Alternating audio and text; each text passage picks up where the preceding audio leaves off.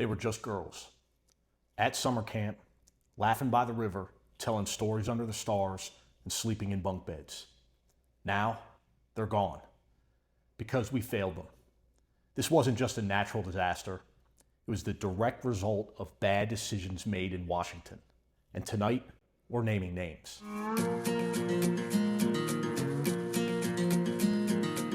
I'm Michael Fanone. I've been a cop, I'm a father, and I've seen things I wouldn't wish on anyone. But what happened this month in Texas, that hit me in a place I don't have armor, because I have 4 daughters. And those girls at Camp Mystic, they could have been mine. Over the July 4th weekend, catastrophic flash floods hit central Texas. More than 120 people were killed. Over 160 are still missing. At Camp Mystic, a historic girls' summer camp on the banks of the Guadalupe River, at least 27 campers and counselors died.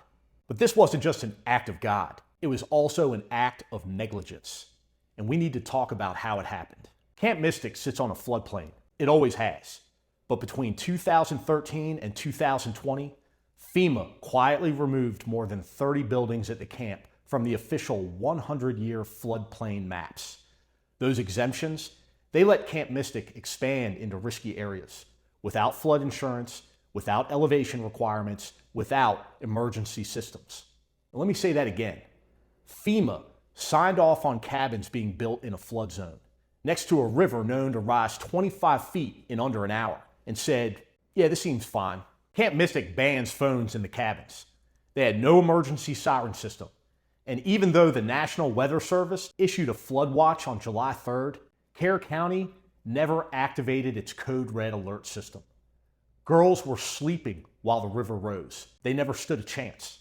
But it gets worse because the people who were supposed to warn them, they weren't even there, thanks to DOGE, short for the Department of Government Efficiency.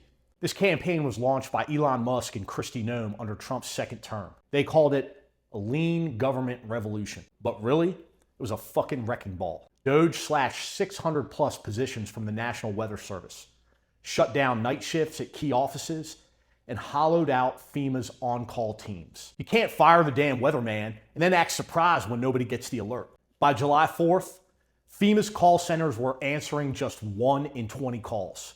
Over 2,000 FEMA workers were laid off in 6 months. This included dispatchers, field coordinators, and logistics officers. That's not efficiency, that's complete surrender.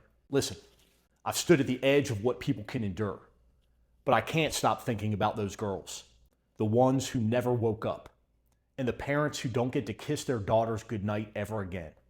That's a grief I pray I never know. But we don't just grieve. We demand action. Restore full staffing at NOAA and FEMA. Mandate sirens and alerts in flood zones. Repeal FEMA's exemption loopholes. Investigate DOGE's role in this catastrophe.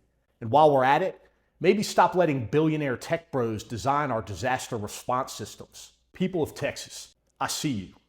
I grieve with you. And I promise those girls will not be forgotten. This country let them down. Now we're going to fight like hell to make sure this never happens again. I'm Michael Fanone. Hold your kids tight tonight. And as always, hold the goddamn line.